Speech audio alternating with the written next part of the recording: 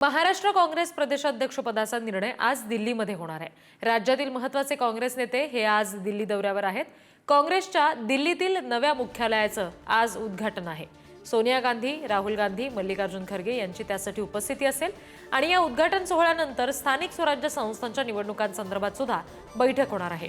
दिल्लीतील काँग्रेसच्या बैठकीत प्रदेशाध्यक्षपदाचा निर्णय होईल। 45 वर्षांनंतर राजधानी दिल्लीमध्ये काँग्रेसला नवीन मुख्यालय मिळणार आहे। नवीन मुख्यालयाचा पत्ता 9A कोटला रोड असा असेल। इंदिरा गांधी भवन असे या नव्या मुख्यालयाचं नाव आहे आणि उद्घाटनानंतर महाराष्ट्र स्थानिक स्वराज्य संस्थांच्या निवडणुकीबाबत काँग्रेसची बैठक पार पडण्याची शक्यता आहे। या बैठकीमध्ये महाराष्ट्र काँग्रेसच्या नव्या प्रदेशाध्यक्षपदासंदर्भात सुद्धा निर्णय होण्याची शक्यता आहे।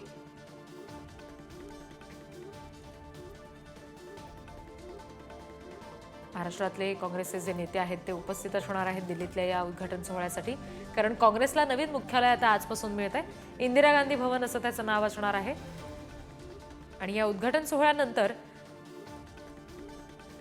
बैठक होणार आहे काँग्रेस नेत्यांची, ज्याच्यामध्ये स्थानिक स्वराज्य संस्थांच्या निवडणुकांच्या दृष्टीने चर्चा होईल किंवा नवीन प्रदेशाध्यक्ष सुद्धा काँग्रेससाठी महाराष्ट्रासाठी निवडला जाईल असं कळतंय।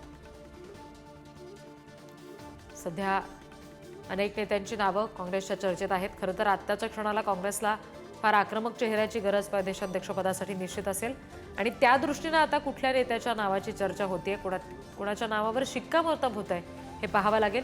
सोनिया गांधी, राहुल गांधी, मल्लिकार्जुन खरगे या सगळ्यांची विशेष उपस्थिती या उद्घाटन सोहळ्यासाठी आणि नंतरच्या बैठकीसाठी असेल। काँग्रेसमध्ये हे नवीन मुख्यालय आता सगळ्या नेत्यांसाठी दिलं जात आहे।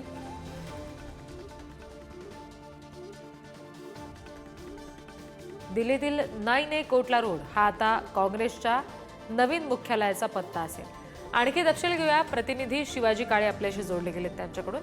शिवाजी, कशा पद्धतीने नेमकं नवी मुंबईमध्ये आज काँग्रेस नेत्यांचा सगळा दौरा असेल आणि मुख्य म्हणजे उद्घाटन सोहळ्यानंतरच्या बैठकीमध्ये नेमके कुठले महत्त्वाचे निर्णय होऊ शकतील?